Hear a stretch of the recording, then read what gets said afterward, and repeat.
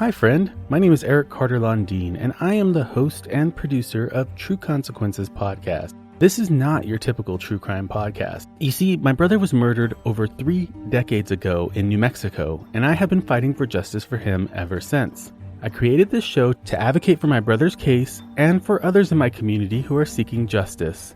I cover cases with an empathetic lens because I know what it's like to seek justice for a family member. True Consequences covers cases from New Mexico and the American Desert Southwest. Give my show a shot. You can listen wherever you get your favorite podcasts, or you can go to trueconsequences.com. Thanks for listening and stay safe. You're listening to The Murder in My Family, brought to you by AbJack Entertainment. Be sure to check out some of the other great true crime podcasts from this network, including Missing Persons, DNA ID, Scene of the Crime, Zodiac Speaking, Beyond Bizarre True Crime, Citizen Detective, and Campus Killings. All of these podcasts are available for you to binge on right now, wherever you listen to podcasts. Subscribe where you're listening to this podcast so you don't miss an episode. The views and opinions expressed by guests on this podcast do not necessarily represent those of the podcast, its host, or sponsors. If you would like to discuss the murder in your family on this podcast, please be sure to visit themurderinmyfamily.com for more information. You can support this podcast by visiting patreon.com/themurderinmyfamily. This episode may contain unsettling material or subject matter. Listener discretion is advised.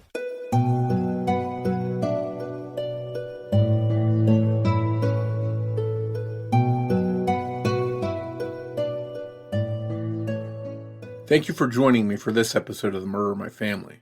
I'm your host, Mike Morford.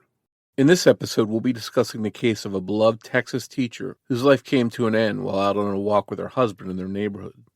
Without warning, a neighbor of theirs with a history of reckless driving and driving under the influence decided to get behind the wheel and drive. And unfortunately, his decision had deadly consequences. We'll dive into this case after some quick housekeeping. Independent podcasts like this one depend on word of mouth to bring in new listeners. So if you find that you enjoy this show, please take a minute to rate and review it wherever you listen to your podcast.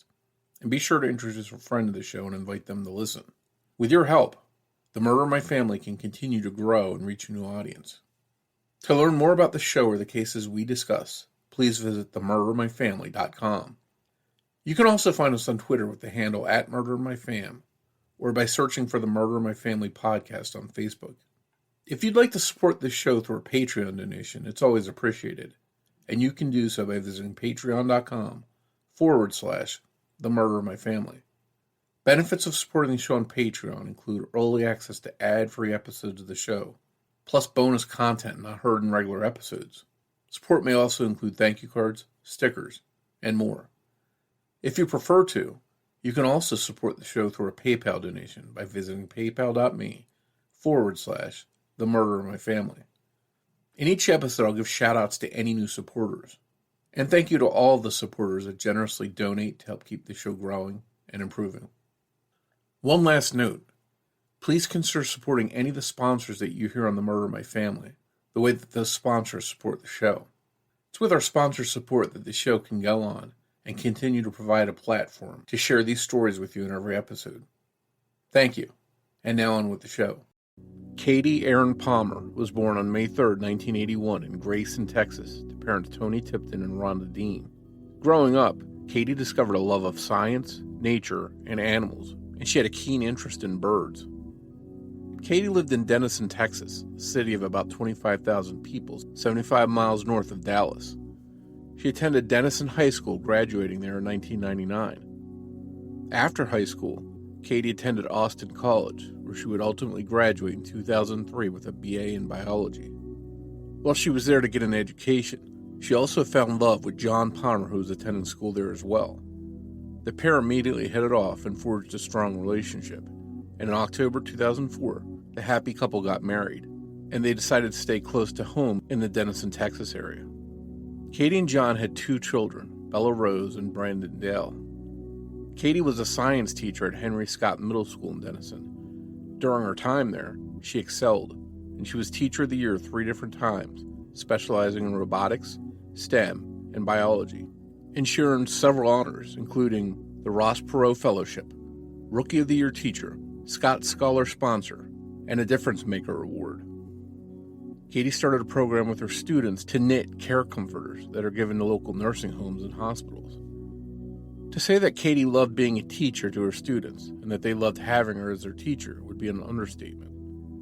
At 39 years old, things were going great for Katie in both her family and professional life. But on April 21st, 2020, it all came crashing down, literally.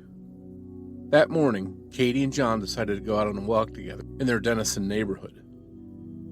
Katie had to teach class virtually due to the COVID-19 pandemic, and she wanted to get a walk in before it got too hot. On their walk, she and John noticed some bird nests on Glenwood Drive, and they were looking around trying to find the birds. Suddenly, they were flying through the air. Just 15 minutes into their walk, they had been struck and thrown by a Ford F-250 pickup truck that was driving on the wrong side of the road. The impact of the truck threw them both 70 feet, knocking them out of their shoes. John was stunned and in shock, to say the least, and he didn't know what happened, but he crawled over to Katie trying to check on her, but she wasn't alert. Neighbors called 911 and police and EMTs were scrambled to the scene. Katie was airlifted to a trauma hospital in Plano, and John was rushed to a Denison hospital via ambulance. He had critical injuries, including a broken back, and Katie was barely clinging to life, with severe trauma, including head injuries. It turns out that the Palmers had been struck by their own neighbor, Corey Foster. Texas State Trooper Tarif Al-Khatib didn't ask Foster to take a breathalyzer until 50 minutes after he had mowed down the Palmers, despite body cam footage showing that the state trooper admitted to Corey Foster at the scene that he could clearly smell alcohol on the driver's breath. When he finally did take the breathalyzer, he blew a .06, just barely under the legal limit to drive. With it being so early in the morning, 7:45 a.m. when the Palmers were hit, Foster claimed that he had a few whiskeys the night before and then went to bed early. But the state trooper was also caught by body-worn cameras voicing a suspicion that the accident was due to Foster's intoxication. All of it was captured on body cams that the Palmer family later had to request. Had Corey Foster been asked to take that breathalyzer 50 minutes earlier, it most certainly would have been higher, and we'll never know if it would have been high enough to trigger a DUI. And legal or not, his BAC was enough to at least cause concentration issues. But even more troubling is that Corey Foster has a long history of citations and arrests, including driving under the influence of alcohol, speeding, and reckless driving. While John Palmer was in pain and shock fighting through his injuries at the hospital, he was worried about Katie and her condition. Corey Foster, the driver that struck them, was escorted home and was able to rest his head on his own pillow that night and every night since. Katie did cling to life for a short while, but she succumbed to her injuries.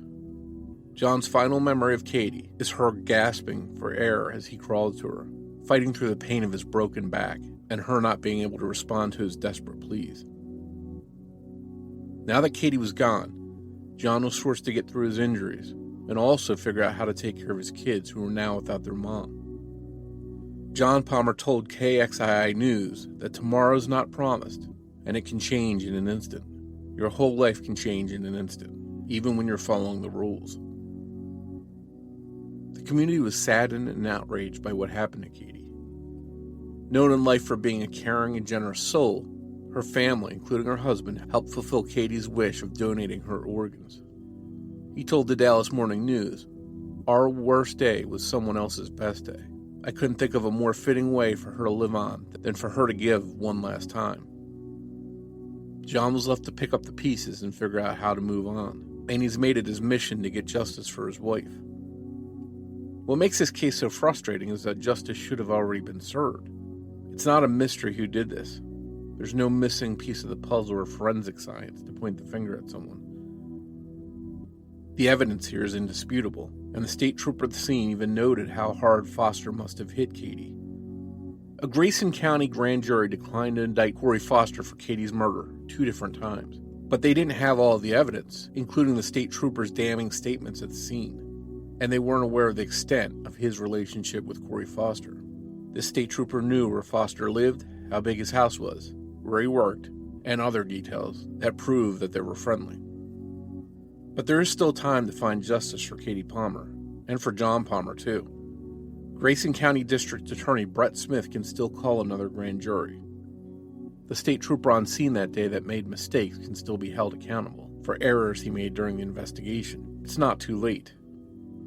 To learn more about Katie's case or to support the cause, you can visit justiceforkatiepalmer.com. It's now been 2.5 years since Katie went on that last fateful walk with her husband John. Her absence is felt by everyone, her family, her students, and her community. Katie's husband John sat down with me to discuss this senseless and needless tragedy, and his frustration that the person who chose to get behind the wheel when he shouldn't have still hasn't been held accountable. That conversation is coming up in just a moment.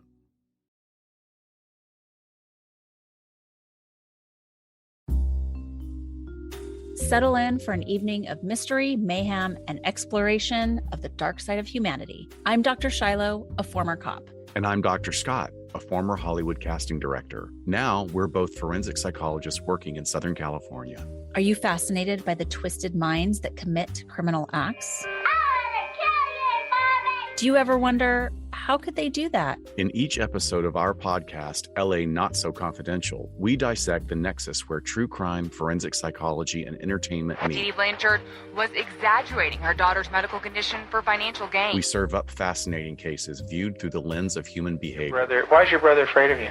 Because I hurt him so much. Delivered with our signature gallows humor while examining the actual diagnoses and dishing on the media portrayal. Like the kids in my life. Subscribe to LA Not So Confidential anywhere you go for podcasts. Come and join us for LA Not So Confidential. Trust us, we're doctors.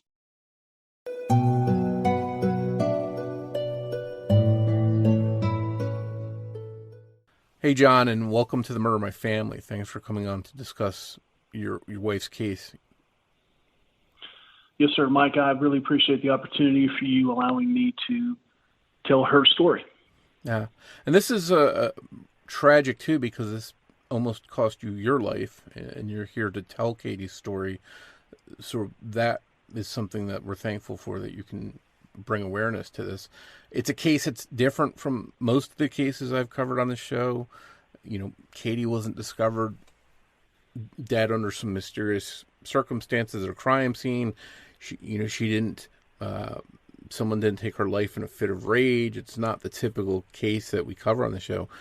Katie was killed by someone who decided to drive while intoxicated, and as a result, she lost her life. In my book, that's murder.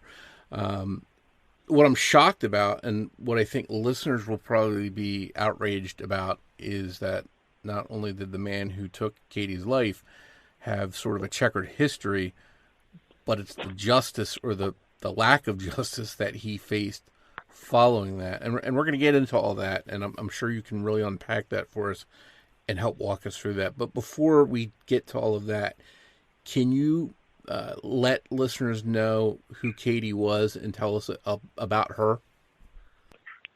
Absolutely. Plain and simple, Katie was an exceptional person.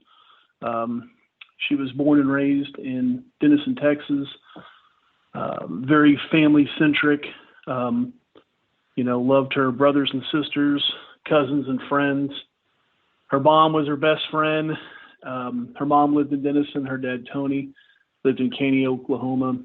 Katie split time between Denison and Caney.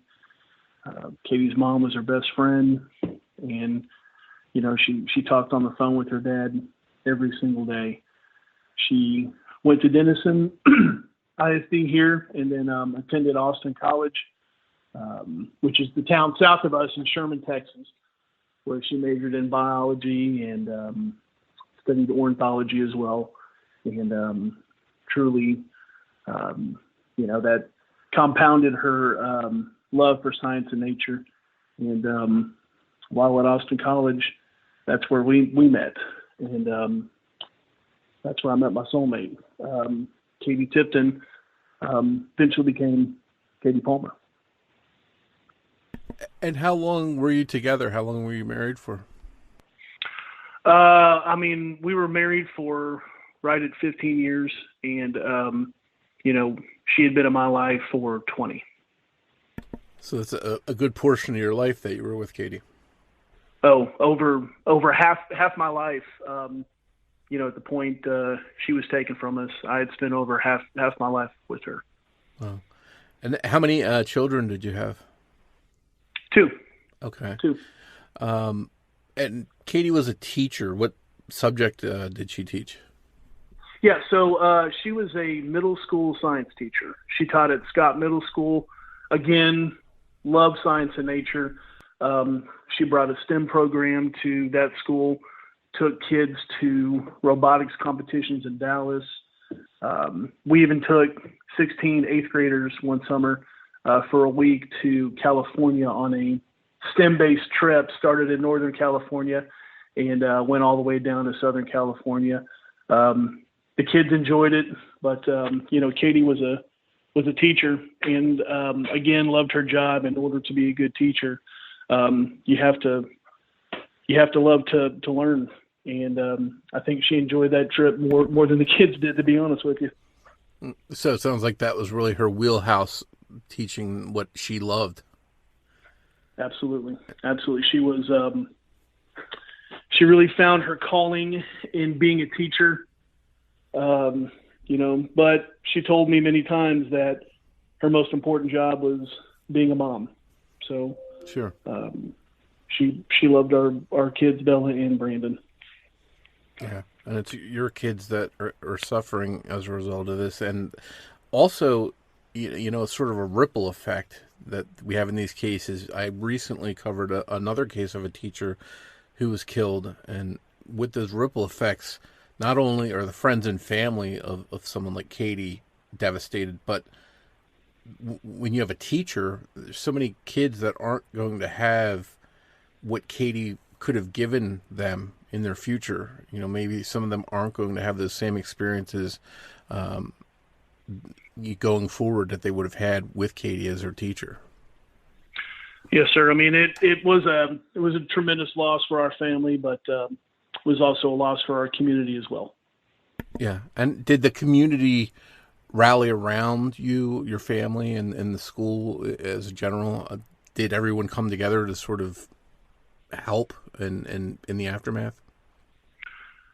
One of the most touching things that happened, this was, she was killed right when, quarantine for COVID was starting to take effect. The school, they had organized a drive-by at our house. And we had, I want to say, if we didn't have 200 cars drive by our house, and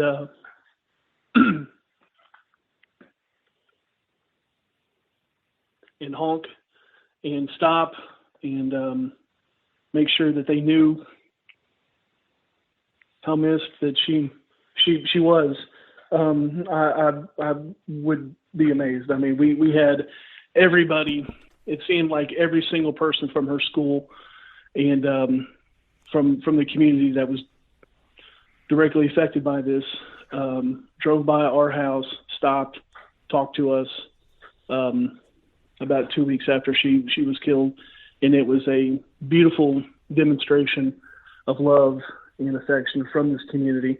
And since that point, moving forward, this community has rallied behind us in our efforts to cause change. Yeah, that's something wonderful. You must have been proud of that. Absolutely. It's one thing. I knew what type of person Katie was, but to have others, come by and to demonstrate with their affection and their actions how much that she meant to them it touched us. We had our whole family here, and it was very, very touching. And again, this community has stood behind us since then. No. It's been very, very strong, and they've been advocates for us. Yeah, that's amazing when there's a tragedy, when you have people come together, and some of them you probably don't even know, that come forward and say, hey, I want to help you. I want to support what you're doing. Yes, sir. Yeah. Absolutely. Absolutely. Well, let's go back to that awful day when this happened, when your life changed and when Katie's life was taken. This was April 21st, 2020. I'm assuming this was probably just another day together. It started off that way, probably like many days before for both of you. Can you walk us through how things unfolded that day? I absolutely can. So the night before, I told Katie that I was going to get up in the morning and go work out in our backyard, and then I was going to go for a walk. She had asked me to wake her up when I got through working out so she could go walk with me. And Katie never walked with me in the morning. We'd work out occasionally together in the morning, but, she had never walked with me. So I got through working out in the backyard, and it was maybe 7:15 or so. I called her, sent her a text message. She didn't answer. Came back in the house. I woke her up, said, "Hey, I'm fixing to go walk. Let's go. You told me to wake you up." And she said no, she didn't want to go. And I reminded her that, "Hey, you told me that you wanted to go walk. Come on, let's go." So she got up, and I had woken up our son, Brandon, and told him that we were going to go walk. He would go walk with me in the mornings. And I am thankful that he just decided to go back to sleep. We let our oldest, Bella, our daughter, we didn't wake her up. She was a late sleeper. We just wanted to make sure that one of the kids knew where we were, should they wake up. So we left our driveway, and we headed west on Glenwood Drive. That's the road that's in front of our house. It's a road that's maybe 5-6 of a mile long, dead ends, and it's just a 2-lane country road, no sidewalks, just an asphalt road all the way down. So we were headed west on Glenwood. There's a golf course, an old golf course that's by us that still has cart paths that we would normally walk on, but there was some dew on the ground, and Katie didn't want to walk on the grass because she didn't want to get her legs wet, because she was going to go back and sleep for an hour or two before she had to log in to remotely teach her students, because again, we were pretty much at the very beginning of COVID. All teachers were doing remote teaching, and all students were doing remote learning. So we decided to continue down Glenwood, and she told me that there were some killdeer birds that nested in some undeveloped lots towards the end of Glenwood. And like I said before, she studied biology at Austin College and really took an interest in ornithology. She loved birds. So we got to these undeveloped lots, looked over the lots, and again, couldn't see any killdeer, which are birds that nest on the ground. So she said, "Hey, let's just go ahead and go back." That's when we turned back, started heading east on Glenwood Drive, facing traffic, walking alongside the road, and approximately 3/10 of a mile from where we turned around, and about 2/10 of a mile from our house, that's when we were struck from behind by our neighbor, Corey Todd Foster. Corey had crossed over the roadway and hit us both from behind. Hit us so hard that he knocked us out of our shoes, hit us about 70 feet into the golf course. Strangest thing, we never heard his truck coming. Next thing I know, I'm flying through the air. Out of my peripheral vision, I could see his truck. It appeared like we were going the same speed, and I hit the ground and rolled. Never lost consciousness.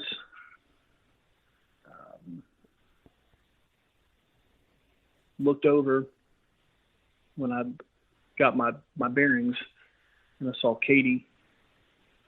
She was perching, kind of propped up on her left elbow and facing me. She was looking in my direction, but over me, and she let out this awful moan that had a lot of pain. It was just an awful sound. And I knew we had gotten hit. And I saw her, and I couldn't get up, couldn't get to my feet. I felt like I had a ratchet around me that was tightening. I started to crawl over to her and started to yell for somebody to call the cops, somebody call the police. And that's when I heard Corey start to say, "Oh my God, I'm sorry. I didn't know it was you, John. I couldn't see. Trying to clear off my windshield, I couldn't see." And I'm yelling for him to call the cops, to call the police. I get over to Katie, and I laid her down on her back and noticed that she wasn't breathing. Was begging for her to breathe. At this point, a neighbor, very shortly after, I mean, maybe a minute after the collision, the impact of Corey hitting us, she had stopped, and she had come over, and she was sitting down next to Katie, very calming voice, just saying that, hey, everything's going to be okay. And I'm begging for Katie to breathe. Finally, she lets out a gasp for air, and I thought that we were in the clear. I thought, man, she's breathing. Whew, thank God, everything's going to be okay. And then that's when I noticed that she wasn't blinking. She was staring straight up in the air, and her eyes were fixed, and there was no blinking. She had these short, labored breaths about every 10 to 15 seconds, and she wasn't blinking. And I went from begging her to breathe to begging her to blink. Very shortly after, I heard the sirens in the background, and the first responders showed up. The firefighters and the EMTs appeared to have gotten there very quick. They started to work on Katie and then asked me if I had gotten hit. I said yes. I heard them discussing a helicopter, and I was put on a gurney, and I was put into an ambulance and driven to TMC, which is the hospital here in Denison, and Katie was loaded onto a medical evac helicopter, and she was flown to a trauma center in Plano, Texas, and that was the last time I saw Katie that day. Oh. I've heard things like this. Some people describe them as playing out like a movie, like over a long period of time. Some say it's a blur. What was this like for you time-wise, that all this was happening? You mean during, like, right after it happened? Yeah, the aftermath, and you're waiting for the police and the fire department and stuff like that. I mean, how I felt was panic. I had no clue what was going on with her. I wasn't worried about myself. I've got somebody who, again, I've spent 20 years with, lying there, struggling to breathe, wasn't blinking. Sheer panic, not knowing what was going to happen to her, especially when I was loaded into the ambulance. I kept on asking them, is she going to be okay? I kept on telling them she wasn't blinking. She was non-responsive. Is she going to be okay?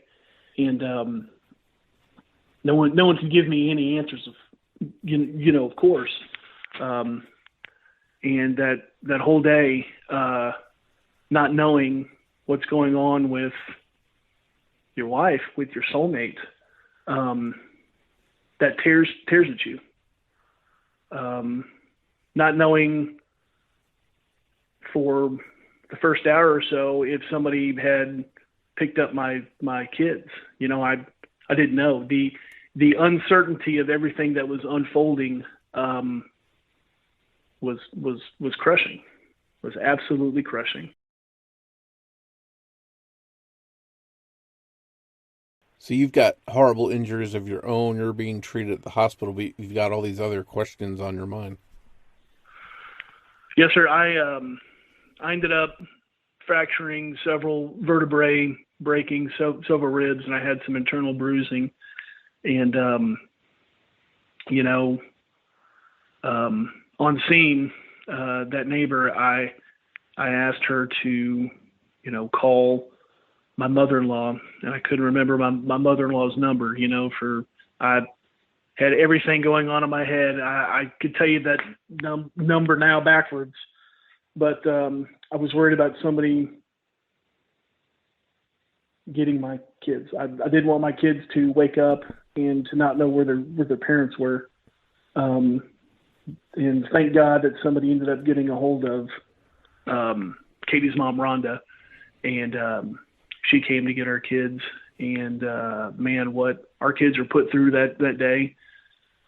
Could you imagine going to bed and having, both parents there with you, and then waking up the next morning to your grandmother frantically running in the house, telling them that, both your parents had been hit by a truck, didn't know what condition that they were in, and that they needed to get dressed. And, we needed to find out what was going on. And that's how my kids woke up that day.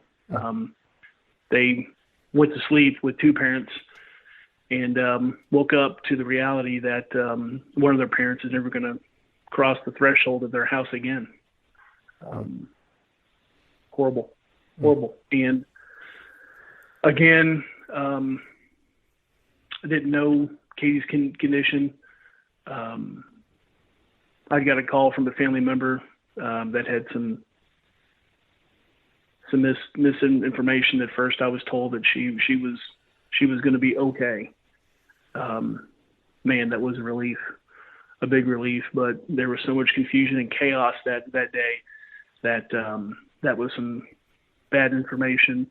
Unknowingly, I believe that family member was told of my condition and not Katie's. And so, man, about an hour and a half later, I get a call from the same family member telling me the complete opposite. That she was not going to make it, that there was nothing that they could do, that she was already gone, and that, again, there was nothing they could do. The roller coaster of emotions that day was incredible. And then they had to wait to do the test to determine whether she was brain dead or not. They had to wait until 1 o'clock the next morning. I believe that's when the doctor was available to perform those tests on her. And then I got a call at 1 a.m. the following morning from a doctor stating that she indeed was going to be declared dead and that she was brain dead. So you're helpless at this point. You're in your own hospital bed. You've got all this news. You've got to sort of process this, and you're trying to pull through yourself, and you're worried about your kids and everything else. I mean, I can't even imagine being in that situation. How did you make it through that?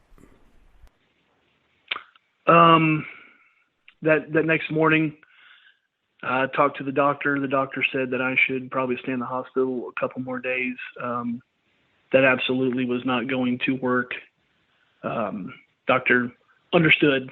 I had kids at home who just had the worst day of their life. So I checked out of the hospital, and I went to go be with them. And to answer your question, how did I make it through? Family. My family was there for me. My kids were so strong, so absolutely strong. As a parent, it's hard to admit that your kids were there for you, for the day or two after, more than you were there for them. But sorry. Take your time. My kids were so strong,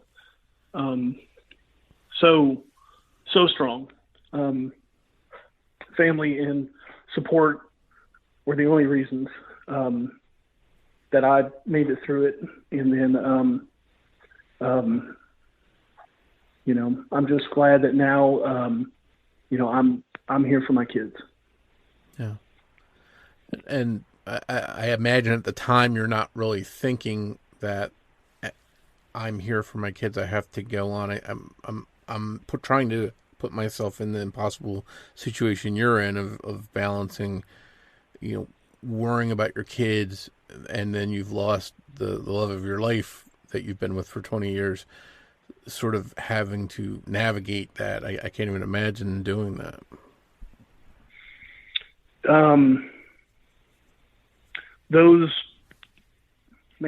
That first month after was, I don't even think hard is the right word for it. I don't think hard or difficult even comes close to what we all went through.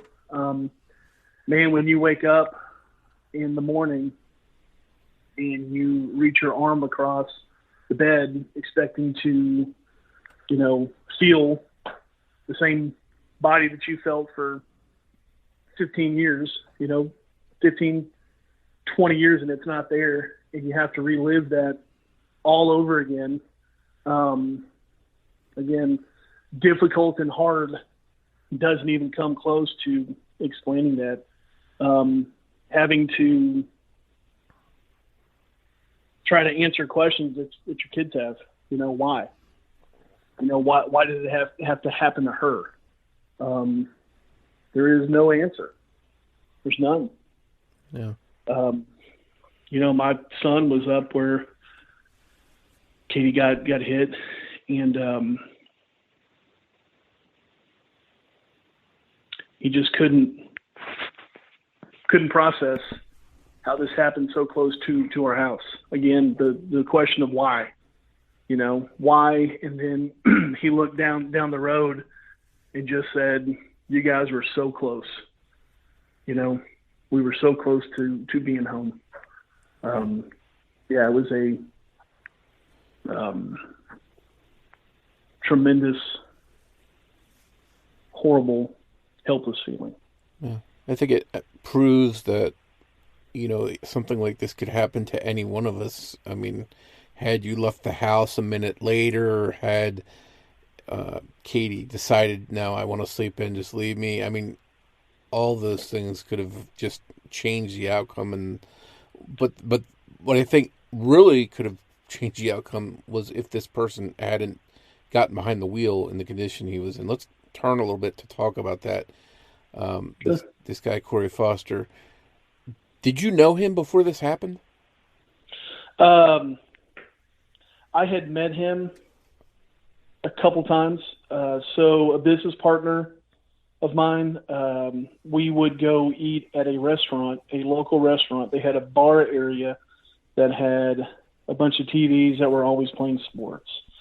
So we'd go up there and get a sandwich and a Coke during lunch because we could watch ESPN or Fox News, sports, Fox Sports, and talk about the Cowboys or the Texas Rangers or the Dallas Stars, something to pass time while we're waiting for our food.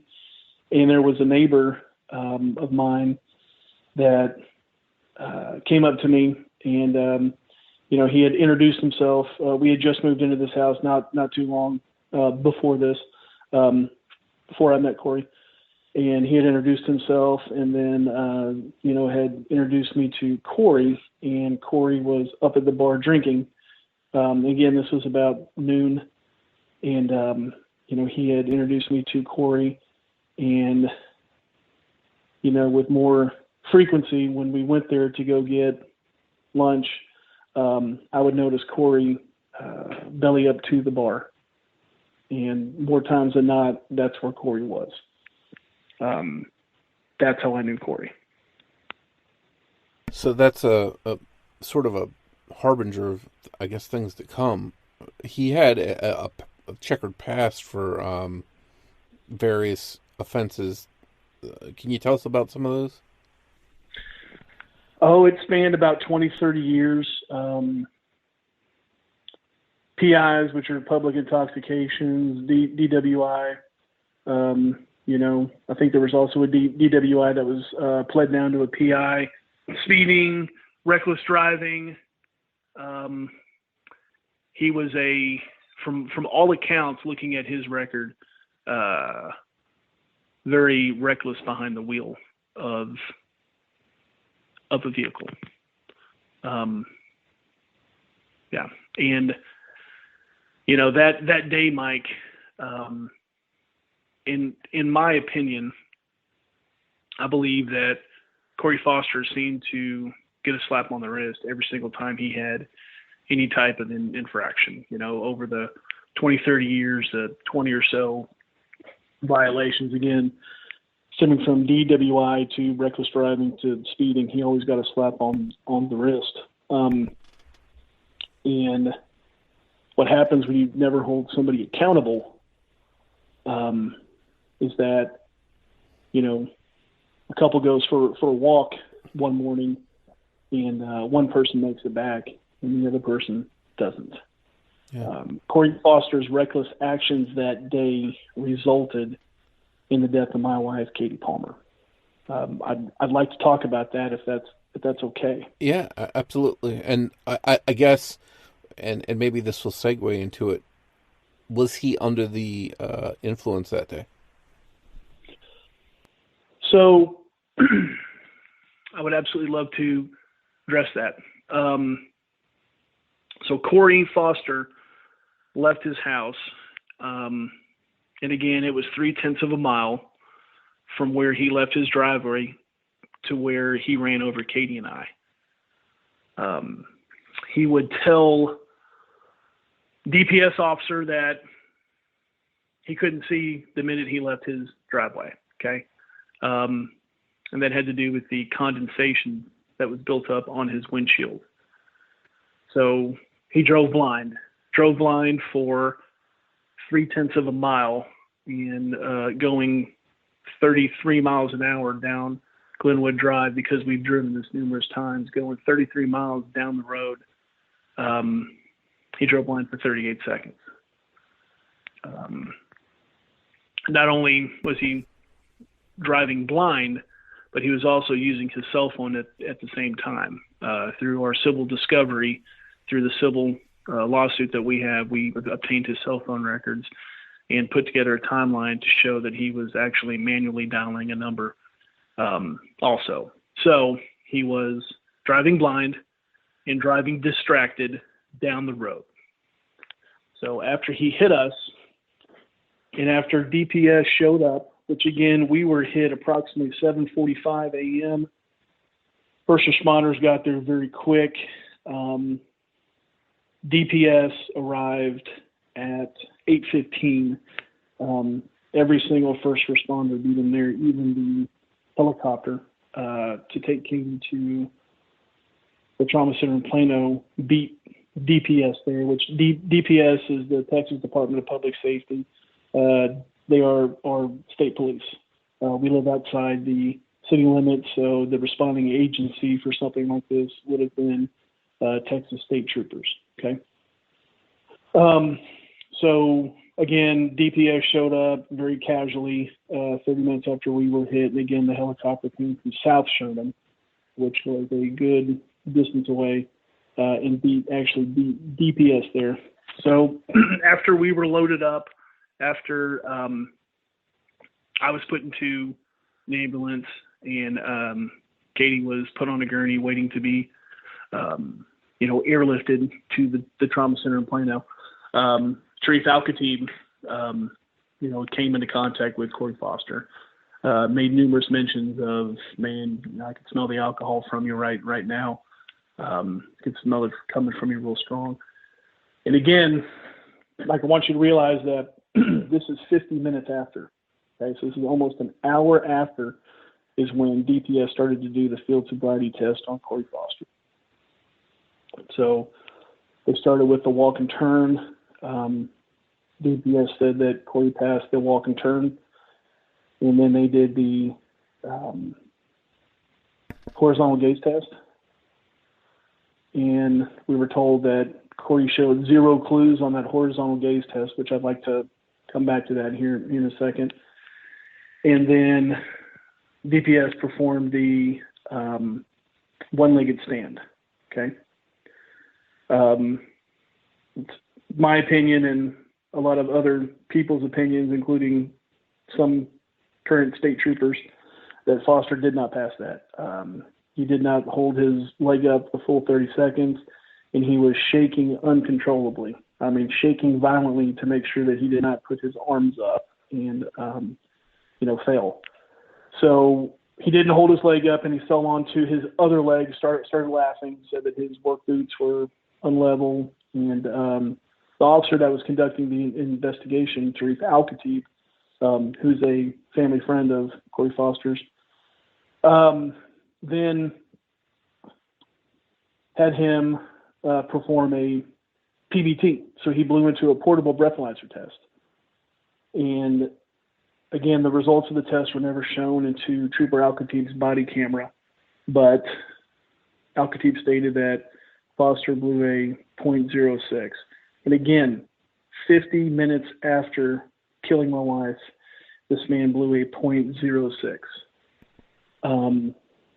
Where would he have been at the time of impact? In Texas, .08 is when you're legally intoxicated. But, again, all you have to do is, prove that you did not have, proper control of your mental facilities, when you hit somebody or when you got into a wreck. Can I just interrupt one question with one question? So you mentioned that the police officer said it's a 0.6, 0.8 is legally intoxicated. Is it normal procedure to show that into the footage? I've been told by some officers that they do. Okay. So again, it's a .08. 0.08, and he had blown at .06.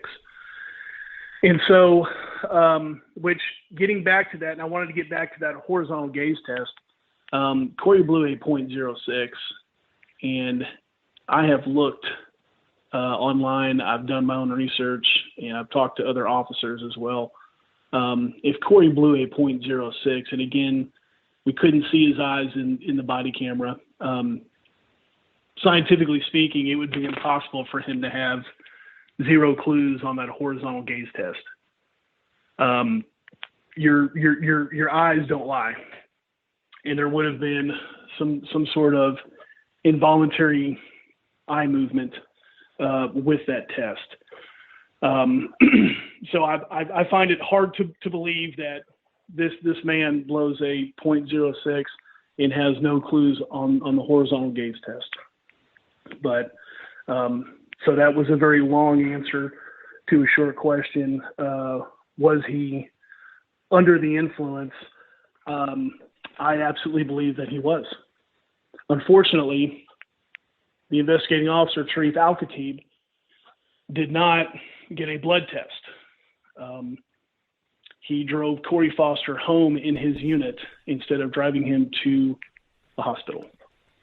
You would think, and again, I don't know the law there, but you would think that an accident that results in someone having to be medevaced away, they would automatically do a blood test as well, not drop someone off at their home.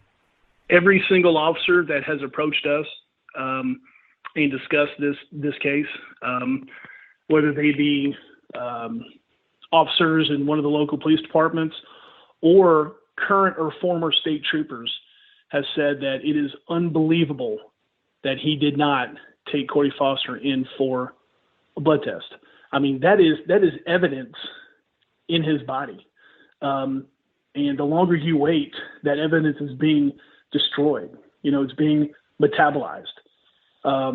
There's not a single law enforcement officer that has said, well, this guy blew a .06 and he got into this wreck with these pedestrians an hour before.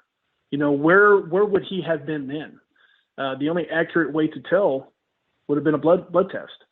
And also, we don't know what other substances were in his body. He acted very emotionally flat that whole day. If you watch the body camera footage, showed zero emotion, was very emotionally flat, and again, never once asked about Katie. The only emotion he did show was he laughed twice. Laughed when he couldn't complete the one-legged stand, and then laughed again when the officers asked him if he had any weapons in his car, and he stated that he did. He had 2 loaded handguns. Well, he said that he had 2 handguns. They asked him if they were loaded, and he laughed and said, well, they wouldn't do any good if they weren't. And they all had a good chuckle. So he was not displaying the emotions and the actions of a person that had just hit 2 people and caused serious injury to both and death to one. And unfortunately, a PBT is not admissible in a criminal court. Only a blood test is. So there's basically he had an hour at the scene basically to metabolize this. Then furthermore, instead of being tested later on, he's dropped off at home and the opportunity is totally lost to check his blood. Absolutely. And you know what, Mike, in fact, Sharif Al-Khatib, again, who is the investigating officer on scene, told another trooper that Corey PBT'd at a .06. And the other trooper immediately said, we're getting blood, right? And Sharif said, no. And his reason wasn't because of, he really didn't give a reason other than all that, meaning the alcohol that was still in his blood. All that was from last night. So the reason why Sharif Al-Khatib did not take Corey Foster to the hospital to get blood was because Corey claimed that the alcohol that was still in his system was from last night. What sense does that make at all? So he's just basically taking the guy's word that, hey, I got drunk last night, and that's what you're catching is that. And I've got this residual alcohol in my body. It doesn't matter when you drink it; it's still in your system. Huh. And again, watching the body camera footage, Corey Foster changes his story multiple times. How many drinks did you have? I don't know, 3, 4, 5. When did you stop drinking? 6, 7, 8, 9. Hell, I was up all night. My daughter was sick. I was up and down. I don't remember when I stopped drinking. As an officer, and again, I'm not an officer, but I would assume that when you ask somebody the same question over and over and you get different answers each time, wouldn't that be a red flag? Yeah, it's mind-boggling to think that he smells the alcohol and there's someone that's been medevaced away. You're both taken away. You're taken away by ambulance, Katie by medevac, and you just say, well, let's just bring you home and let you sleep it off. Basically is what it sounds like he did. Absolutely. Well, I mean, that's what he did. That's absolutely what he did. He minimized everything that happened on scene to his supervisors. He called his supervisors twice. This is a 13-year, I believe, 10, 12, 13-year veteran of the Texas Highway Patrol, calls his supervisors numerous times, and minimizes everything on scene. At one point, he tells his supervisors that Katie just whacked her head real good. Those were his exact words. Then, I don't know, 20 minutes later, on body camera, he's talking to another trooper, pardon my language, but his exact words were, he knocked the fucking shit out of her, dude. What he told his supervisors and what the three troopers on scene were talking about very candidly, very different story. Very different story. I believe he misrepresented everything that happened that day to his supervisors, and I don't know who has the overall call on, what was going to happen to Corey, if he was going to be arrested, or, if they had to call him on he was going to get a blood test or not. But Tariq never on the phone talked to them about getting a blood test. He made every single type of excuse for Corey Foster that day. Well, the sun was in his eyes. Well, there was fog on his windshield, and I had fog on my windshield. He passed the field sobriety test, but kind of smelled like alcohol. Too many inconsistencies in everything that happened that day, and it was a complete failure by the Texas Department of Public Safety. Yeah. Absolute and complete failure that day. They had one job, and that job was to collect the evidence, and they failed. Mike, they didn't even mark the scene. Nothing. Oh. Which has blown the minds of, again, the law enforcement officers that have come to talk to us. Didn't mark where the truck was, didn't mark where the bodies were, didn't mark where our shoes were, nothing. That sounds like standard police procedure to do that stuff in any kind of accident. Procedure. Huh. Yeah. But I believe Tariq got it in his mind that he wasn't going to let anything happen to Corey. And again, wanted to get him home as soon as possible, and minimized, the telling of what happened on scene to his supervisors, and got Corey home as soon as possible. This is your before and after story. Prepare for an incredible career in nursing. At Southeastern College, experience expert hands-on training. Learn real-world skills in our professional lab and simulated settings. And train for opportunities as a practical nurse, registered nurse, or career advancement with our RN to BSN program. At Southeastern College, your future is bright. Visit sec.edu to get started. I'm curious, has there been any kind of investigation into the activity or the procedure that day by that officer and what he did to see if there's any wrongdoing? So we have filed a complaint against Therese. DPS so far has done nothing to Al-Khatib. They have told us that they have given him a reprimand, but they won't tell us what that reprimand is. There are, as they put it, some shortcomings in his actions that day. We haven't got an official listing of what those were. And there are some other items that we've asked DPS for that we're still waiting for. So I believe it's still very fluid.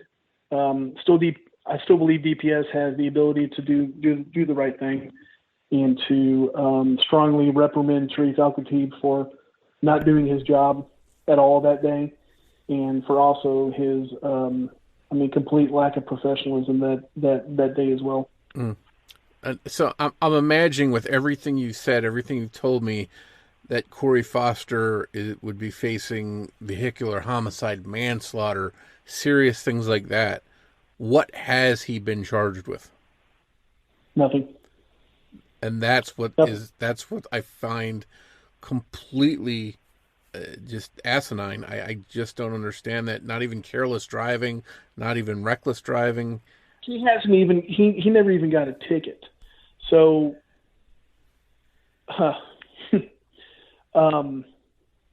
can I walk you through what we've gone through with our DA in the grand jury? Please do. Okay. So, about 2 weeks after this happened, I had reached out to our district attorney, Brett Smith. Okay.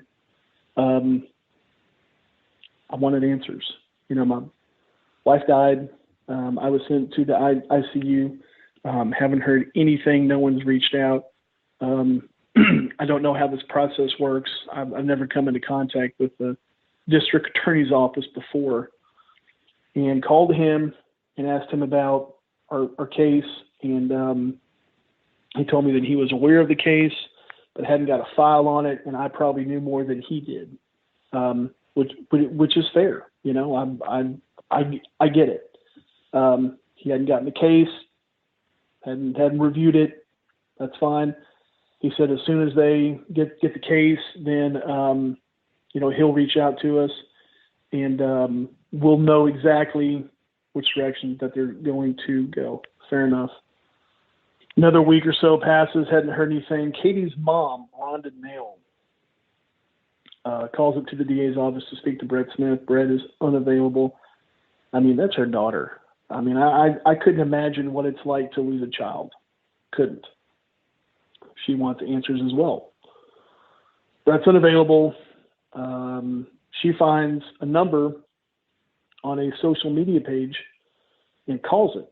Happens to be Brett's cell phone number. Well, if you don't want your number called and you're a public official, don't publish it.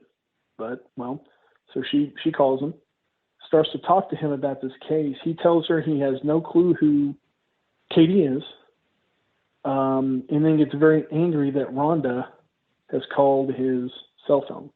Tells her to never call a public official on their cell phone. It was an egregious error on her part, and to never do it again. It pretty much ends the call.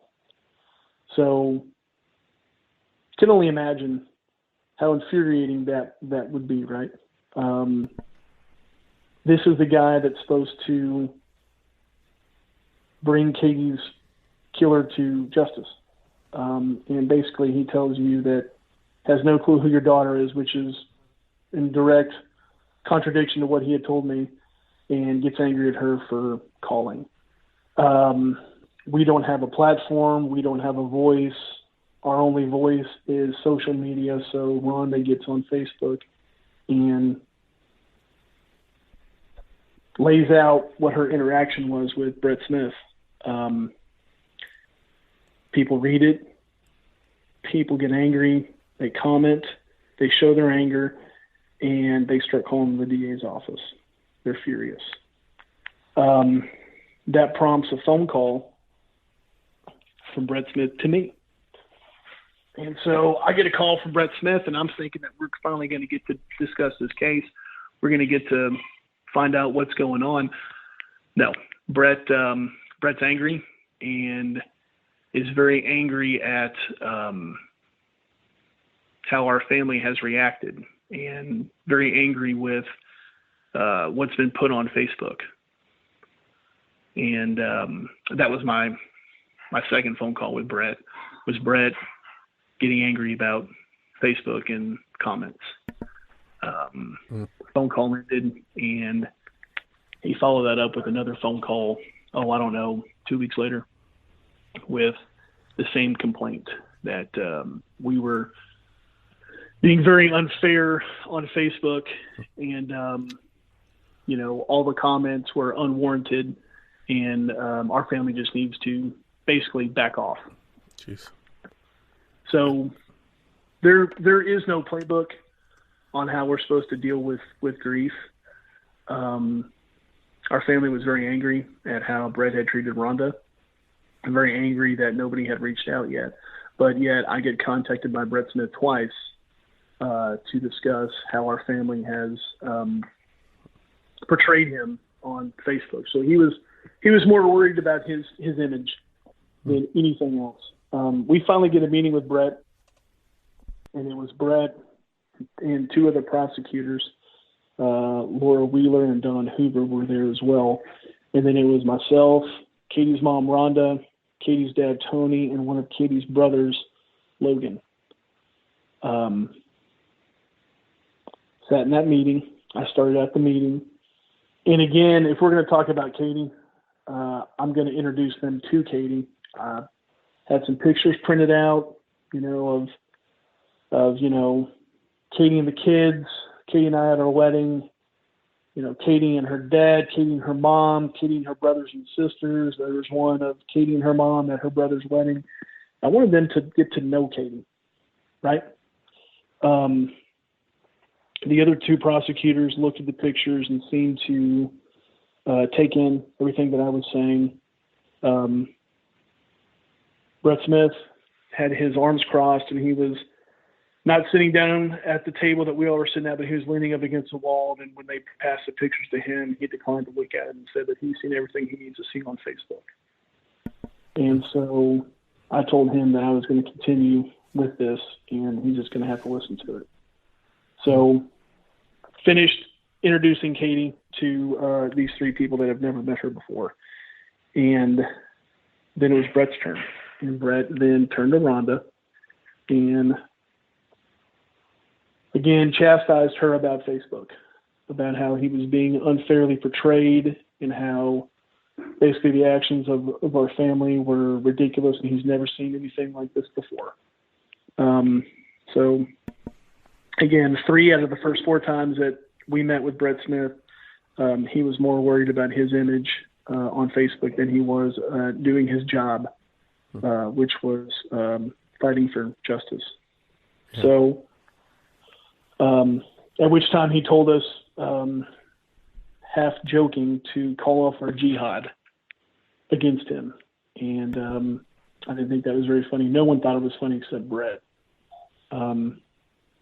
Which I don't know how you look at a mother who has lost their daughter and start to make jokes, but that just goes to show you how unfit, in my opinion, Brett Smith is to be district attorney of Grayson County. So that meeting ended, and they told us that they would review the case and that they would get back with us. But one thing Brett Smith did mention was that DPS made missteps.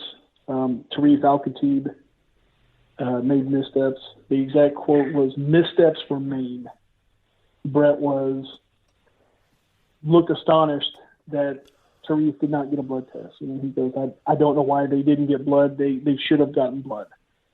So Brett put the lack of an investigation and a potential reason why, this case is going to be difficult to prove, put that all on DPS. Told us that DPS basically failed that day in that Tarif's report. Tarif did a very bad job on the report. He got kicked back a couple times, and DPS did a very bad job, which we now know that to be true. So Brett Smith, absolutely pointed the finger at DPS that day. So, again, that meeting ended. I had 2 meetings with Assistant District Attorney Kerry Ashmore. He was going to present the case in front of a grand jury. So August 19th, we had the grand jury, and I was able to testify. Tarif Al-Khatib testified, and DPS did not recreate the crash. Why? I don't know. That's what they do, but they didn't do it. Yet another failure by DPS. So Grayson County had a third party recreate the crash, and one of the consultants from that company testified as well. That jury no-billed this case. and I'm going to tell you why. A grand jury in Texas consists of 12, right? There were only 10 grand jurors that day. You have to have 9 that vote to bill a case. We only had 10 grand jurors. 1 recused himself and 1 didn't show up. I asked Kerry Ashmore where the alternates were, and he shrugged his shoulders. He had no clue. The phone records that show that Corey Foster was using his phone as he crossed over the roadway and hit us were never subpoenaed, never received by the Grayson County District Attorney's Office, therefore never presented to the grand jury. In addition, there was a report that was finalized by that third party that was very damning against Corey Foster, very damning. Our grand jury hearing was on the 19th. That report was finalized on the 25th. So this report was very damning. The grand jury did not have that report. So Kerry Ashmore should have not presented this case because all the evidence was not readily available for the grand jury, but he went ahead anyway. Now, 18 months later is when, through the civil discovery process, is when our attorney got those cell phone records, okay? And we see where Corey Foster had dialed the number 31 seconds prior to calling 911, all right? And when DPS asked him on body camera what he did after he hit us, he said he came to a stop, got out, saw that he hit us, and immediately called 911. Okay, those were his words. If you look at the cell phone records and see that he called the number 31 seconds before calling 911, and again, the timeline we put together matches up perfectly with, our assumption that he was using his phone as he crossed over the roadway. If you remember, it's 38 seconds from his driveway to where he hit us, so he couldn't have called this number prior to leaving his driveway. And again, with the timeline we put together, as Corey Foster was manually dialing this number, he crossed over the roadway. Again, he was already driving blind and cognitively impaired from the alcohol that was in his system. Crossed over the roadway, hit call, and then hit us. Came to a stop, got out of the car with the phone in his hand because he was manually dialing the number, with the phone in his hand, and saw what he did, heard me yelling for somebody to call the cops, somebody call the police. He made the statements to me, "John, I didn't know it was you. I'm sorry, I was trying to clear off my windshield." He heard me again yell for somebody to call the cops. He looked down, had his phone in his hand, ended the call, dialed 911, and then hit send. And then when our neighbor showed up, the neighbor that I told you that came to sit next to Katie as we were waiting for the ambulance, when she showed up, Corey was already on the phone and presumably on the phone with 911. We presented this timeline to the district attorney's office in an email. They said that they would review it, and then I get a call at 4:30 p.m. one afternoon from Kerry Ashmore, okay? And Kerry Ashmore says that they're going to take these phone records in front of the grand jury and see if the grand jury wants to move forward. And I said, well, great. Am I going to be able to testify? He said, no, we're just going to present them with the phone records, and then if they have any questions or they want any other evidence, we'll provide that to them. Now, this is a new grand jury. It's been 18 months. There's been several grand juries that have convened. So this new grand jury has no clue, about what happened in this case. And Carrie Ann did the phone call, and I started to think, this doesn't sound right. You know, why would they just present the phone records? You know, why am I not able to testify again in front of this grand jury? Why? You know, why isn't Al-Khatib going to testify? Why isn't the third party expert going to testify? And what's the grand jury going to be shown? I tried to get a hold of Kerry Ashmore. He wouldn't take my calls. So I sent him a text message, and we had a little exchange, and I ended that with, my family and I do not want you to take this in front of a grand jury unless you're going to present the whole case again to this brand new grand jury. You're going to allow me to testify as a witness, and you're going to have the third party come back in and testify. You're going to have Al-Khatib testify, and you're going to show them the body camera footage as well as this third party report that wasn't finalized until 6 days after the first grand jury. Ashmore would not respond to my request. And so next morning at 6 a.m., I called up to the district attorney's office and told Brett Smith, I left a message, told Brett that Rhonda Nail, Katie's mom, and I would be up there at 7:45, and we wanted to speak to them before they presented this in front of the grand jury. We wanted to know what was going on. This did not seem above board at all. It seemed like they were going to present a half-assed version of just these phone records, and that's it. Well, again, the first grand jury got half the evidence, and now it appears that the second grand jury is going to get the other half. We wanted to make sure that this is a full presentation, and we wanted somebody to tell us, yes, this is what's going to happen.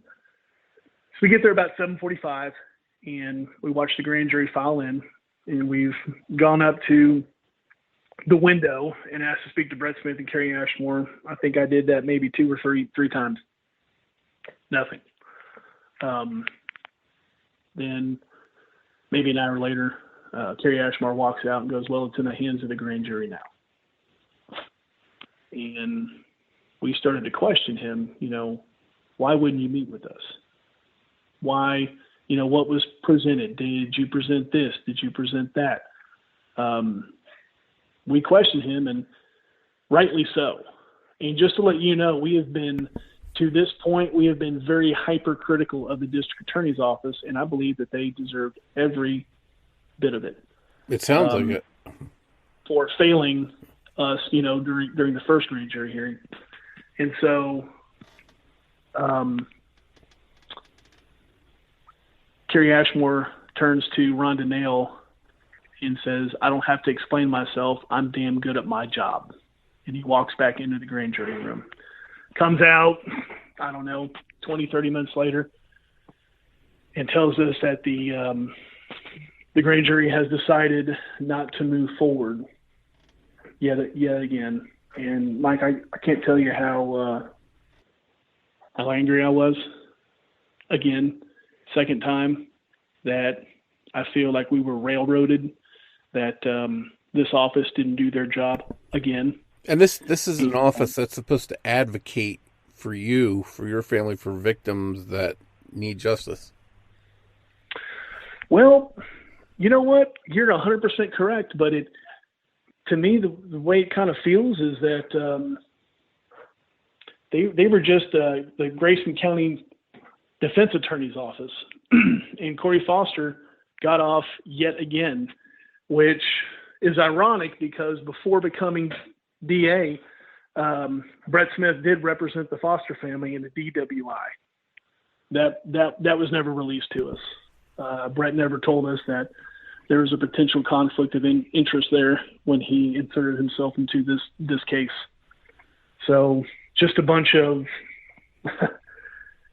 just a lot of instances in this case where it just shows you that it was a systematic failure from day one, from multiple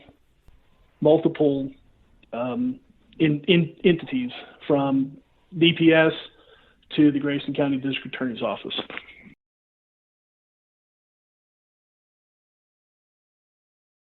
What is the recourse at this time? Is there still a chance that he will someday face some kind of prosecution, or are you left with the civil avenue?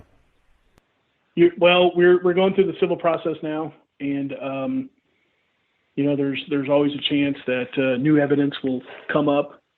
Am I confident that if we find any kind of new evidence that Brett Smith or Carrie Ashmer will do anything with it? No, I'm not. We're up against a timeline for certain charges. The statute of limitations on criminal negligent homicide and aggravated assault. In Texas, I believe there's a 3-year statute on those, which would bring us to this next April. So that office definitely has ample time to do the right thing, but manslaughter, there's no statute of limitations on that. Okay. So, if Brett Smith is no longer the district attorney, maybe another district attorney takes a look at this and sees that Smith absolutely did fail at his job. Yeah. So it boggles my mind, because even if you take the alcohol out of the equation for a second, and you say he was texting while driving, or driving with the windshield that wasn't properly cleared, those seem like things that should result in some kind of ticket alone, let alone the alcohol. So I just, the fact this guy has not gotten even a ticket over this is just it has me scratching my head. Well, again, he admittedly drove blind, was using his cell phone while he was driving, crossed over the roadway and hit 2 people, injuring one and killing the other. In addition, he even states that he shouldn't have drove. I mean, he admits that he should not have driven due to the conditions, and that alone is reckless. Yeah. Again, when you drive and you can't see, and I'm not talking about being blinded momentarily by, sun. We're talking saying that I could not see when I left my driveway. I drove 0.3 of a mile blind, and I was on my phone. And hey, I crossed over the roadway, hit 2 people. Didn't know I hit 2 people. His response was, "I thought I hit a telephone pole." And when he hit us, a normal reaction, I would imagine, if you got into a collision like that, would be to slam on your brakes, right? He did not. He came to a rolling stop. I just think that he was distracted and not in the right mental capacity to operate a vehicle, and it angers me because everybody sees it except Brett Smith. I think Brett Smith sees it now, but I believe that his ego has gotten in the way, and by doing the right thing, I think that he would be admitting that he made a mistake, and I don't think he's a big enough man to do that. No. Well, hopefully people hear this and they call him out for it, because he should be ashamed of this, and he should be embarrassed by it. Absolutely. Yes, sir. I want to shift gears a little bit, because one thing that I'm always amazed at is when people take a tragedy like this and try and turn from it to help other people. I know you've become an advocate of sorts, and you're sort of working on a bill 558. Tell us a little bit about that work you're doing now to try and keep someone else from going through what you're going through. So that actually got passed into law. It was last year.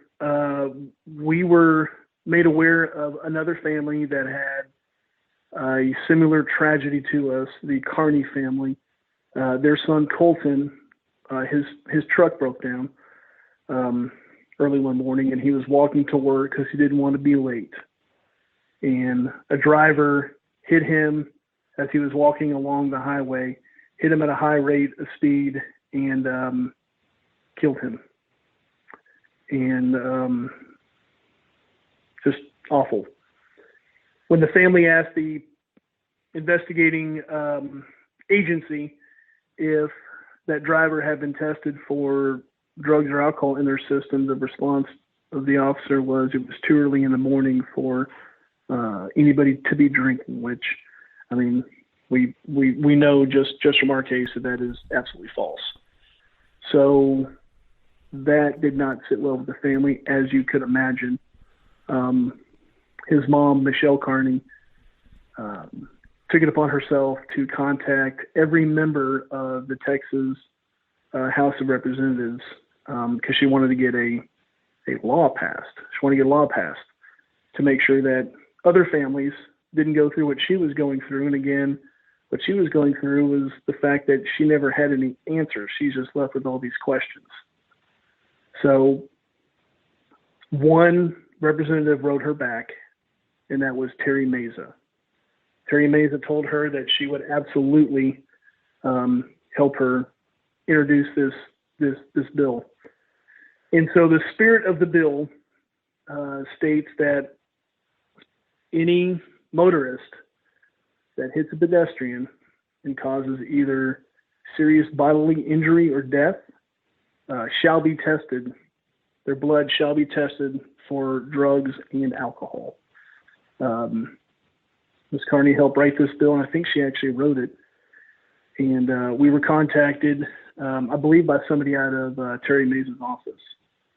And we heard about it, and we talked to the Carneys on social media and over the phone, and told them that they absolutely have our support. We rallied our community and our friends.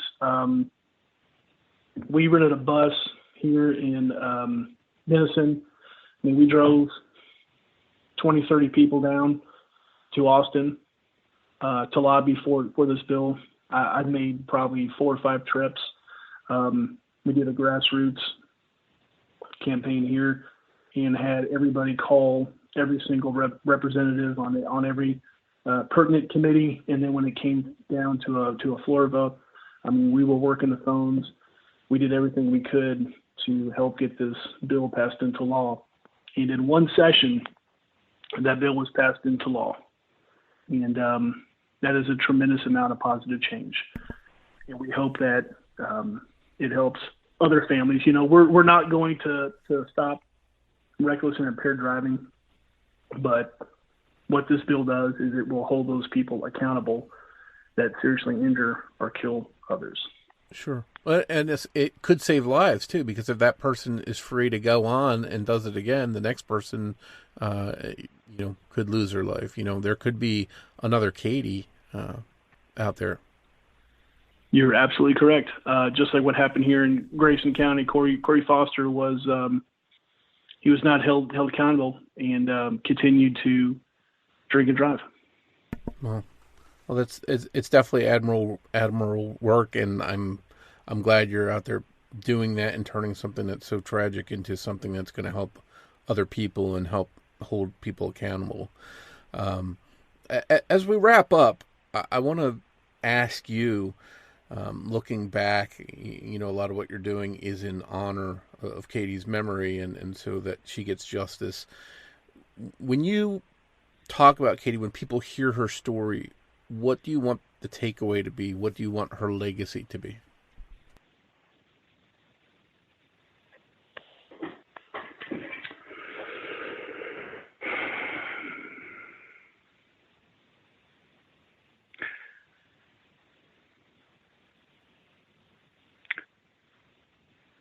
Katie's legacy here is strong here in Grayson County. Again, I stated that she loved what she did. She loved teaching. She cared for her students very much, very much. I I don't know if you know this, Mike, but, last year, the middle school where she taught at, they renovated a room. Katie was always bringing clothes up for kids that didn't have clothes. She cared for her students as any teacher would, right? Any teacher that's fully vested with their kids would. She'd bring up clothes. She'd keep food in her room for students that were hungry. They renovated a room and stocked it with essential supplies and clothes, and made it into like a boutique so the students that needed clothing could come in there and pick out what they wanted, made to feel comfortable. And they called that Katie's Closet. And now these kids have a place to go, and they did that in her honor. She was very giving, very important person in this community and in the lives of all these kids that she taught. Her legacy here is strong, and her legacy is of one of giving, and very thankful that they did that. Also in her honor, she worked up at a National Wildlife Refuge here in Grayson County, and they constructed an outdoor educational pavilion and dedicated that to Katie as well. So this community has done a great job of remembering her and never forgetting her, and forgetting all that, and for remembering all that she did here. Yeah. So it's as tragic as it is that you lost her, that her memory lives on, and it sounds like very something you can be proud of, the people that appreciated her. Absolutely. Yes, sir. Wow. Yes, sir.